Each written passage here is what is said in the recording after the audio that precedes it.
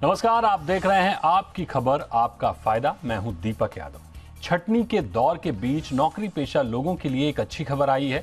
HR firm Aon के सर्वे के मुताबिक इस साल भारत में कंपनियां कर्मचारियों को 10.25% से अधिक की हाइक देने वाली हैं। आज हम इसी पर चर्चा करेंगे, जानेंगे कि इस महंगाई के बीच 10.25% की हाइक कैसी कही जाएगी, इस साल किस सेक्टर में इंक्रीमेंट ज्यादा अच्छा होगा और किस में कम। ये भी जानेंगे कि नौकरियों के हिसाब से ये साल कैसा रहेगा। इस खास मुद्दे पर चर्चा करेंगे, लेकिन सबसे पहले ये रिपोर्ट देखिए।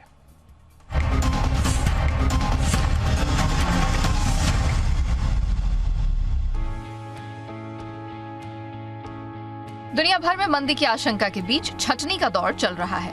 भारत में भी कॉस्ट कटिंग के नाम पर कुछ छटनी हो रही है। इस कठिन दौर में भी भारत में नौकरी पेशा लोगों के लिए एक अच्छी खबर आई है। एचआर फर्म एऑन ने कहा है कि इस साल भारतीय कर्मचारियों की सैलरी में एवरेज 10.25% से थोड़ी अधिक की बढ़ोतरी हो सकती है। ग्लोबल इकोनॉमिक अनसर्टेनिटी के बावजूद भारत में सैलरी में डबल डिजिट की इस ग्रोथ को अच्छा कहा जा सकता है। एऑन ने अपने सर्वे में 40 सेक्टर्स से जुड़ी करीब 1400 कंपनियों को शामिल किया है। इसमें से 46% कंपनियां इस साल डबल डिजिट में सैलरी बढ़ाने की तैयारी में है। हालांकि उम्मीदों वाली ये हाइक पिछले साल के औसतन 10.5% की सैलरी हाइक से भले ही थोड़ा कम है, लेकिन ग्लोबल लेवल पर जो इकोनॉमिक अस्थिरता है उसे देखते हुए 10.25% से अधिक की सैलरी हाइक साफ तौर पर भारत की मजबूत इकोनॉमी की ओर इशारा करती है। किन किन सेक्टर्स में हैंडसम सैलरी हाइक होगी, इसे लेकर सर्वे में कहा गया है कि 12.25% से ज्यादा सर्वाधिक बढ़ोतरी ई कॉमर्स इंडस्ट्री में होने की उम्मीद है। वहीं सर्विस सेक्टर्स से जुड़े प्रोफेशनल्स के लिए भी 11.25% के करीब सैलरी हाइक की उम्मीद जताई गई है। टेक प्लेटफॉर्म कंपनियां 11%, technology consulting and services 11.25%, finance sector में 10% के आसपास सैलरी हाइक की उम्मीद जताई गई है। जबकि सर्वे में लाइफ साइंस और रिटेल से जुड़ी कंपनियों की सैलरी हाइक डबल डिजिट से थोड़ा कम यानी 9.25% के करीब रहने की उम्मीद है। वहीं हॉस्पिटैलिटी, रेस्टोरेंट और सीमेंट इंडस्ट्री में सैलरी हाइक बहुत अच्छी नहीं रहने वाली है। सर्वे के मुताबिक इस साल ब्राजील में 7.2%, इंडोनेशिया में 6.7%, चीन में 6.3%, फिलीपींस में 5.9%, मलेशिया में 5.2% और सिंगापुर में 4.8% की सैलरी हाइक की उम्मीद है। ऐसे में भारत में डबल डिजिट में यानी 10.3% की सैलरी हाइक को बेहद अच्छा माना जा रहा है। भारत को लेकर एऑन के इस रिपोर्ट में इसलिए दम है क्योंकि कुछ दिनों पहले ही कॉर्न फेरी भी अपनी सर्वे में भारत में इस साल 9.8% की सैलरी हाइक की उम्मीद जता चुका है। वहीं management consulting firm Arthur D little के सर्वे में कहा गया है कि करीब 62% भारतीय सीईओज ग्लोबल ग्रोथ पर बुलिश हैं, तो 60% सीईओज ने केपेक्स जारी रखने की बात कही है। यानी इंडियन इकोनॉमी के ग्रोथ की रफ्तार रुकने वाली नहीं है, बल्कि आगे इसमें और तेजी देखने को मिल सकती है। यही वजह है कि देश में टैलेंट की जरूरत होगी और इसके लिए कंपनियां हैंडसम सैलरी देने के लिए भी तैयार रहेंगी। ब्यूरो रिपोर्ट, जी मीडिया। तो विषय बड़ा इंटरेस्टिंग है और इस इंटरेस्टिंग विषय पर चर्चा करने के लिए हमारे साथ कुछ खास मेहमान हैं। उनका परिचय आपसे कराता हूं। हमारे साथ हैं मुनीरा लोलीवाला, बिजनेस हेड टीम लीज, और हमारे पास हैं Vikram Shroff, head HR laws, Nishith Desai associates. हमारे साथ Rupank Chaudhary, partner Aon consulting भी जुड़ेंगे और उनसे भी बात करेंगे। लेकिन सबसे पहले मुनीरा, मैं आपके पास आना चाहूंगा और आपसे समझना चाहूंगा कि महंगाई 7% चल रही है, ऐसे में 10% की जो ग्रोथ है, उस 10% की ग्रोथ को पर्याप्त कहेंगे क्या? निचले स्तर के जो लोग हैं उनके लिए क्या ये पर्याप्त होगा? बिल्कुल दीपक जी, आज जिस तरह के वातावरण है हमारे सामने, रिसेशन, लेऑफ्स की हम बात कर रहे हैं, ना केवल भारत में, तकरीबन दुनिया भर में हम इस विषय में बात कर रहे हैं, लेकिन भारत में जो विकास का विषय है वो हमेशा से एक ग्रोथ विषय रहा है। और यही कारण है कि ये जो हम सैलरी का ग्रोथ देख रहे हैं वो काफी एक पॉजिटिव अप्रोच है भारत के लिए, नए एज ग्रुप के लिए, जो न्यू एंट्रेंट्स है, फ्रेशर्स है, जो महिलाएं हैं जो जॉब में आना चाहती हैं और जो आगे रिटेंट होना चाहते हैं, उनके लिए एक बहुत अच्छी आवश्यक न्यूज है, ये मैं कहूंगी। बिल्कुल। विक्रम जी, आपके पास आएंगे और आपसे समझना चाहेंगे कि अप्रेजल का सीजन चल रहा है, ऐसे में कर्मचारियों को कैसे खुद को बेहतर प्रेजेंट करना चाहिए? क्योंकि हम देखते हैं कि अक्सर कर्मचारियों को शिकायत होती है कि उनके प्रदर्शन के मुताबिक अप्रेजल नहीं मिला। तो अप्रेजल के टाइम में उनका बेहतर अप्रेजल हो, अच्छा अप्रेजल हो, उसके लिए कैसे वो खुद को प्रेजेंट करें? हाँ दीपक जी, ये टॉपिक बहुत रेलेवेंट है इंडिया के लिए, क्योंकि ये सेकेंड ईयर है जिसमें हम लोग ने 10% प्लस सैलरी इंक्रीमेंट देखा। तो एम्प्लॉयज़ के लिए तो ऑलमोस्ट डबल बोनांजा है, क्योंकि टैक्स भी बजट में रिड्यूस हुआ है, इनकम टैक्स। तो ये डबल फ़ायदा जो एम्प्लॉयज़ को अभी जो बेनिफिट मिलेगा वो पूरा कंट्री का जो रोबस्ट ग्रोथ है, डोमेस्टिक डिमांड स्पेशली, उसका सिग्निफाई करता है। और काफ़ी सारे सेक्टर्स आईटी, आईटीएस सब ग्रो कर रहे हैं। ऑल्सो हम लोग ने जो वो अट्रिशन रेट्स देखा लास्ट 2 इयर्स में, तो एम्प्लॉयर्स को चॉइस नहीं है बट टू इंश्योर के सैलरीज इंक्रीज हुए, क्योंकि नहीं तो एम्प्लॉयज़ को रिटेन करने के लिए बहुत डिफ़िकल्ट होगा। तो इसमें एम्प्लॉयज़ को ये अपॉर्चुनिटी जो है उसका मोस्ट यूज़ करना पड़ेगा। लेकिन सर्वे में हम लोग ने वो भी देखा कि जो सैलरी ग्रोथ रेट है वो डिस्ट्रीब्यूटेड है, एक तो मेरिट बेस्ड ग्रोथ और नॉन मेरिट बेस्ड ग्रोथ। तो जो मेरिट बेस्ड ग्रोथ है वो एम्प्लॉयज़ को बेसिकली वो लोग का परफॉर्मेंस देख के ही और कंपनी का परफॉर्मेंस देख के ही वो ग्रोथ मिलेगा। लेकिन जो नॉन मेरिट ग्रोथ है उसके लिए वो जनरली रिटेंशन स्टैंड पॉइंट से देखा जाता है। तो एम्प्लॉयज़ को ये मेरिट बेस्ड ग्रोथ का फ़ायदा लेना चाहिए और इंश्योर करना चाहिए कि कंटिन्यूसली वो लोग का परफॉर्मेंस हाई रहे, क्योंकि जितना बेटर होगा परफॉर्मेंस उतना मेरिट बेस्ड ग्रोथ ज़्यादा मिलेगा और वो सेक्टर्स में वो लोग फ़ायदा कर सकते हैं। बिल्कुल, ये बड़ी अहम बात कही आपने कि जितना परफॉर्मेंस अच्छा होगा उतना अच्छा मेरिट होगा और मेरिट के आधार पर ही इंक्रीमेंट होगा। मुनीरा, एक और सवाल मेरा आपसे होगा कि इस वक्त हम देखते हैं कि स्विच भी बहुत लोग करते हैं। ऐसा ये समय होता है कि अप्रेजल अगर बहुत अच्छा नहीं हुआ तो लोग स्विच करना शुरू कर देते हैं। तो स्विच करने की अहम वजह कहीं ना कहीं हम देखते हैं कि बेहतर पैकेज होता है। ऐसे में अप्रेजल से पहले एक कर्मचारी खुद का आकलन कैसे करे, क्योंकि एक तरफ अप्रेजल होता है, दूसरी तरफ नई कंपनी का ऑफर होता है, तो दोनों को वो कैसे बैलेंस करे कि ज़्यादा बेहतर पोजीशन पे वो हो। और कंपनियां, अगर हम कंपनियों के एंगल से देखें तो नए कर्मचारी के लिए वो क्या लिमिट तय करती हैं कि अगर कोई पुराने पैकेज पर है तो उससे कितना % हाई, क्योंकि एम्प्लॉय की जो एक्सपेक्टेशन होती है वो तो बहुत ज़्यादा होती है, वो बेहतर से बेहतर चाहता है, लेकिन कंपनियों की क्या लिमिट होती है, वो कितने % हाइक पर उनकी लास्ट लिमिट होती है कि अब इससे ऊपर नहीं लेना है। बिल्कुल, काफी इम्पोर्टेंट मुद्दा है। शुरू करते हैं आपके लास्ट क्वेश्चन से। जब हम मेरिट की बात करते हैं या कंपनी किस लेवल पे एम्प्लॉयज को हाइक देती है, न्यू जॉइनीज की अगर हम बात करें तो ये इंडस्ट्री टू इंडस्ट्री लार्जली बहुत डिफर करता है। आप अगर फास्ट मूविंग जैसे कि ई कॉमर्स या आप प्रोफेशनल सर्विसेज सेक्टर देखेंगे, वहां पे हाइक्स ज्यादा होती हैं, जबकि आप मैन्युफैक्चरिंग या लाइफ साइंसेज या दूसरे जो सेक्टर्स देखेंगे वहां पे आपकी हाइक डिफर करती है। इसमें लेवल और इसमें सैलरी ब्रैकेट्स भी डिफर करते हैं, लेकिन जो एम्प्लॉय है ज्यादातर उनको इस बात का ध्यान रखना चाहिए कि वो अपने करंट सैलरी का कॉम्पोजिशन जो है वो अच्छे से स्टडी करें। हमारे अनुमान में हमने देखा है कि बहुत सारे एम्प्लॉयज अपने करंट कॉम्पनसेशन को ठीक से स्टडी नहीं कर पाते हैं। वो एक परसेंटेज के नॉर्म के पीछे अपने अप्रेजल को या अपने न्यू इंक्रीमेंट को एक्सपेक्ट करते हैं, लेकिन अपनी करंट सैलरी को स्टडी करना और उसके हिसाब से जो आपका करंट कंपनी आपको अप्रेजल दे सकता है आपके मेरिट पे या आपके नॉन मेरिट के करेक्शंस पे, और जो नई कंपनी है वो आपको कितना सैलरी हाइक देंगी उसको डिस्ट्रीब्यूटेड फॉर्म में देखना बहुत जरूरी है। जनरली हम नेक्स्ट मंथ की सैलरी को देखते हैं, लेकिन उसको 12 मंथ्स में अगर आप डिस्ट्रीब्यूट करेंगे, संतुलन में उसको इक्वल करेंगे, तब आपको रियलाइज होगा कि एग्जैक्टली हाइक और परसेंटेज कैसा होना चाहिए।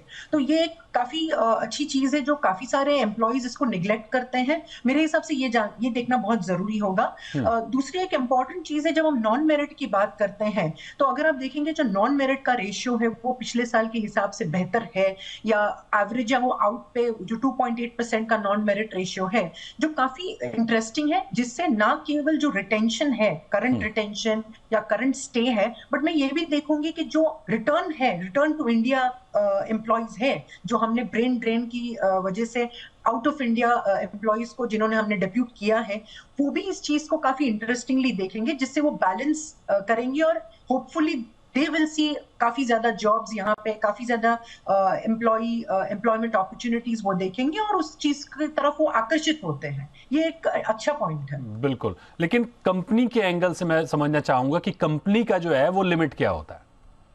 कंपनीज अपनी लिमिट जो है वो तय करती है एम्प्लॉय की कैपेबिलिटी पे, एक्सपीरियंस पे, लेवल पे और अपने एग्जिस्टिंग ग्रेड पे। ये 3 चीजों पे ज्यादातर कंपनीज अपने इंक्रीमेंट या हाइक परसेंटेज को डिफाइन कर देते हैं। जब आप देखते हैं तो ऑन एन एवरेज कोई भी कंपनी आपसे, अगर मैन्युफैक्चरिंग सेटअप है तो आप देखेंगे 15%, 15% से लेके 25% की एवरेज होती है। ई कॉमर्स तथा प्रोफेशनल सर्विसेज में परसेंटेज ज्यादा होते हैं, 25 से 30, कहीं कहीं पे 40। अगर टेक एम्प्लॉइज है तो आपको, बट ज्यादातर आप देखेंगे इसका बैलेंस जो है वो 18% से लेकर के 22% के बीच में ये मध्यांतर रहता है और ये काफी अच्छा मध्यांतर है। लेकिन एम्प्लॉइज जो है वो इसको एक लमसम वे में देखते हैं, इसीलिए उनको ये ज्यादा डिफरेंस दिखाई नहीं देता। सैलरी को हमेशा अपने इनकम जो है, वो आपकी जो इनकम है, आर्थिक इनकम है, वो आप अपने आफ्टर टैक्स और बिफोर टैक्स में स्प्लिट करके जब आप देखेंगे तब आप उसकी ग्रोथ को समझ पाएंगे। और इसीलिए इसको 12 महीने में डिस्ट्रीब्यूट करना बहुत जरूरी है। बिल्कुल, नहीं तो पर मंथ से अच्छा है कि आप उसको 12 महीने में डिस्ट्रीब्यूट करके आप देखें कि आपकी क्या, उससे आप रिटेंशन भी देख पाएंगे विद दैट पर्टिकुलर ऑर्गेनाइजेशन। बिल्कुल, यानी ब्रॉड व्यू रखें तब ज़्यादा बेहतर होगा। आपसे मेरा सवाल होगा विक्रम जी कि अप्रेजल के समय में हम देखते हैं कि असंतुष्ट लोग बहुत ज़्यादा होते हैं, लोग बहुत ज़्यादा खुश नहीं होते हैं। जो परसेंटेज है असंतुष्ट होने वालों का वो ज़्यादा होता है, अप्रेजल से बहुत ज़्यादा प्रसन्न नहीं होते हैं। बहुत से लोग अप्रेजल के बाद स्विच करने की सोचते हैं। तो मौजूदा हालात को देखते हुए, जो इकोनॉमी की पोजीशन है, जो ग्लोबल सिचुएशन अभी हम देख पा रहे हैं, ऐसे में किस तरह का जो डिसीजन है लेना चाहिए? क्या डिसीजन आप कहेंगे कि लोग ध्यान में रखें? दीपक जी, मेरे को लास्ट क्वेश्चन पे सिर्फ 2 पॉइंट कहना है, क्योंकि मुनीरा जी ने एकदम इम्पोर्टेंट पॉइंट किया था। तो हम लोग जो अभी जो ले ऑफ्स देख रहे हैं, वो यूएस कंपनीज के जो ले ऑफ्स है, यही चैलेंज हुआ कि वो लोग ने एकदम फास्ट रिक्रूट किया और एकदम हाई सैलरीज दे दी। तो अभी वो लोग को देखा कि सैलरी कॉस्ट इतना बढ़ गया है कि अभी ले ऑफ कर रहे हैं, और ले ऑफ कर रहे हैं तो लोग, इंडियंस जो यूएस में गए वो वापस आ रहे हैं। तो इंडिया को ये अपॉर्चुनिटी है कि वो टैलेंट को वापस यूज करे इकोनॉमी ग्रो करने के लिए। और ऑल्सो कंपनीज को देखना पड़ेगा कि जो वो हिस्टोरिक माइंडसेट है फिक्स सैलरी का, वो थोड़ा माइंडसेट चेंज करके इंसेंटिव बेस्ड पे में शिफ्ट करना चाहिए, क्योंकि कंपनी अच्छा करेगी तो एम्प्लॉइज को भी फायदा होगा। इसलिए हम लोग देख रहे हैं कि जो पहले जो 80-90% फिक्स सैलरी था वो थोड़ा कम हो रहा है और इंसेंटिव पे ज्यादा हो रहा है, फोकस ज्यादा बढ़ रहा है। और ये ट्रेंड कंटिन्यू होगा और 50-50 या ज्यादा इंसेंटिव पे वो जो एम्प्लॉइज, बिल्कुल, यानी इंसेंटिव पर फोकस इसलिए भी होगा कि एम्प्लॉय की प्रोडक्टिविटी बढ़े, उसकी जो स्किल है वो ज़्यादा बेहतर हो, ताकि काम हो, काम दिखे। क्योंकि फिक्स सैलरी में क्या होता है कि फिर कितना काम होगा कितना नहीं होगा, ये एक अलग बात हो जाती है। रूपांग जी हमारे साथ जुड़ गए हैं, रूपांग चौधरी, पार्टनर एऑन कंसल्टिंग। तो रूपांग जी, मेरा पहला सवाल आपसे ये होगा कि आपकी जो रिपोर्ट है वो कह रही है कि 10% से अधिक सैलरी हाइक होगा। आखिर इसका आधार क्या है? इकोनॉमी बहुत अच्छी चल रही है, कंपनियों की ग्रोथ बहुत अच्छी हो रही है, या फिर स्किल्ड लोगों की कमी है? आधार क्या है? कैसे आप कह रहे हैं कि 10% ग्रोथ इस बार उससे ज्यादा बढ़ती हुई दिखेगी? देखिए, इसके कारण तो काफ़ी सारे हैं और आपने खुद ही कुछ वो कारण बता। कंपनीज की ग्रोथ, जो बिजनेस आउटलुक कहते हैं, वो कंपनी का काफ़ी अच्छा है। जो उन्होंने हमारे सर्वे को रिस्पॉन्ड किया, कम से कम 50% से ऊपर कंपनियां कह रही हैं कि उनकी बिजनेस ग्रोथ अच्छी है, मॉडरेट से हाई ग्रोथ तक है। वो एक पहला कारण है। दूसरा है जो सेक्टर कोविड में थोड़े हल्के हो गए थे, जहाँ पे बढ़ोतरी नहीं हुई थी, जैसे मैन्युफैक्चरिंग हो गया या लाइफ साइंसेज हो गया या एफएमसीजी हो गया या फिर आपका रियल एस्टेट हो गया। और जो सेक्टर ज़्यादातर डोमेस्टिक फोकस्ड हैं, उनमें काफ़ी इंप्रूवमेंट आई है। वो सेक्टर काफ़ी अच्छा कर रहे हैं और वो इंक्रीमेंट अच्छा दे रहे हैं, जो ग्लोबली अलाइंड सेक्टर्स को थोड़ा ऑफसेट कर रहा है।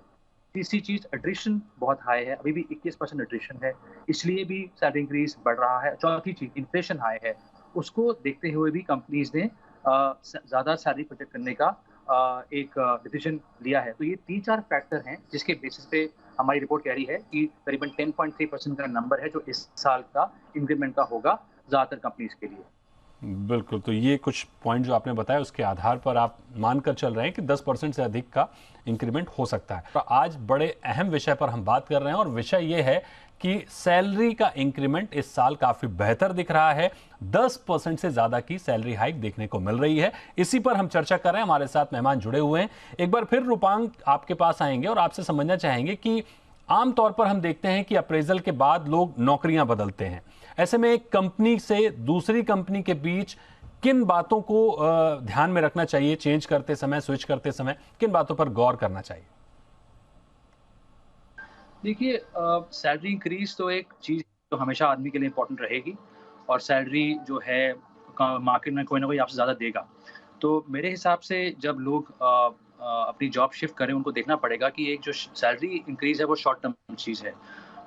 कुछ चीज़ें होती हैं जो ज़्यादा ज़रूरी होती हैं लॉन्ग टर्म के लिए, और आजकल के ज़माने में जब टेक्नोलॉजी से इतना कुछ प्रभाव पड़ रहा है और रिसेशन का भी थोड़ा खतरा रह सकता है, आप किस तरह अपने आप को अपस्किल कर सकते हैं और कितने नए स्किल सीख सकते हैं, ये ज़्यादा ज़रूरी है। तो जो भी आपकी अगली जॉब होगी, उससे आपको क्या एक्सपीरियंस मिलेगा, उससे आपके क्या स्किल्स बढ़ेंगे और उससे आपको क्या अपॉर्चुनिटीज़ मिलेंगी आगे बढ़ने की, वो एक बहुत अहम चीज़ है।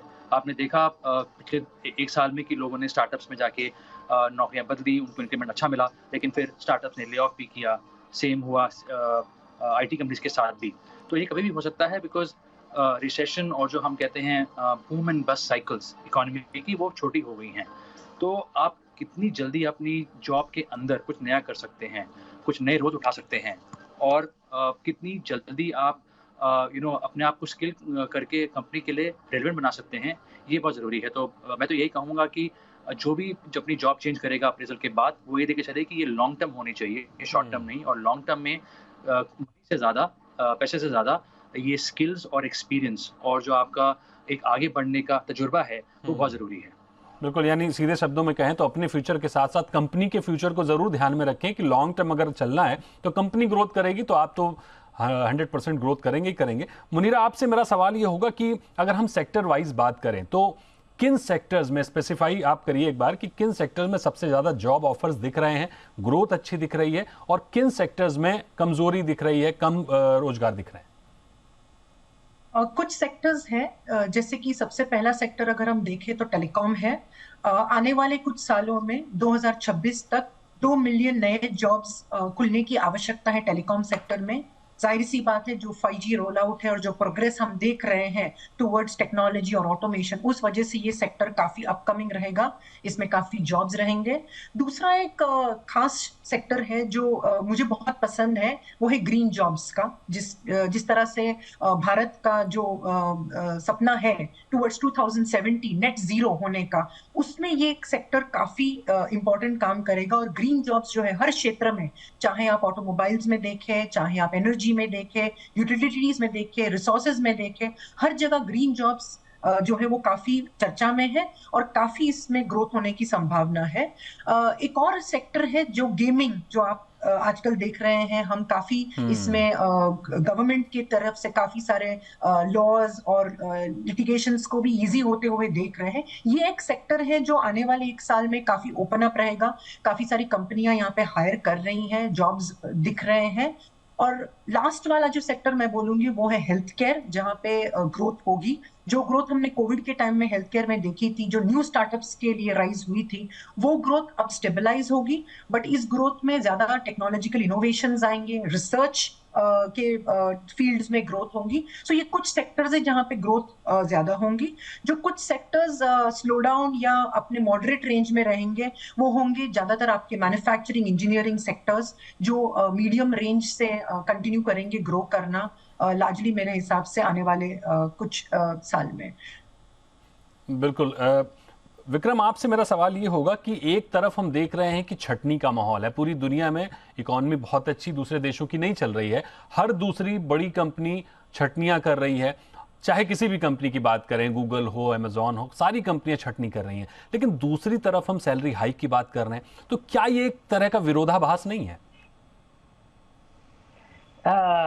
Good question Deepak ji. और हम लोग जो देख रहे हैं वो ट्रेंड थोड़ा रिवर्स हो रहा है। ग्लोबल ट्रेंड में जो रिसेशन अभी चालू है, ले ऑफ चालू है, हम लोग इंडिया में वो ट्रेंड का फायदा हो रहा है, क्योंकि जो जॉब्स यूएस यूरोप में जो ले ऑफ्स हो गए, थोड़े से वो जॉब्स इंडिया में शिफ्ट हो गए हैं।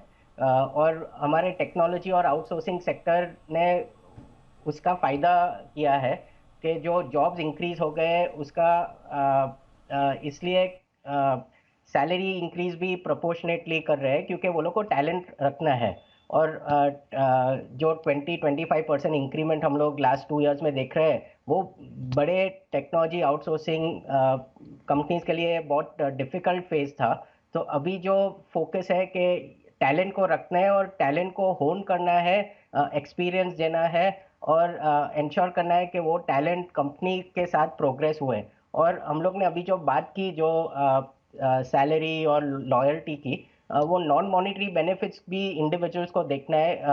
एक तो स्टेबल कंपनी और एक्सपीरियंस जो अभी मेंशन हुआ वो क्रिटिकल है, लेकिन नॉन मॉनिटरी बेनिफिट्स, इंश्योरेंस है, स्टॉक ऑप्शंस है, हेल्थ बेनिफिट्स है, वो सब पूरा पैकेज देख के एम्प्लॉयज़ को सिलेक्ट करना पड़ेगा कि जो अभी कंपनी जिधर है वो बेस्ट है वो लोग के लिए, कि अपॉर्चुनिटीज़ किधर और है। और सब कंपनीज एचआर फंक्शन इतना प्रोग्रेसिव हो रहा है क्योंकि फोकस जो है वो टैलेंट रिटेंशन है इंडिया में, और उसके लिए एचआर फंक्शन इतना इम्पोर्टेंट है और इतना प्रोग्रेसिव हो रहा है ये पूरा एचआर सेक्टर के सम नए इंसेंटिव्स, बेनिफिट्स और वो सब बहुत एनकरेजिंग है एम्प्लॉयज़ के लिए ओवरऑल।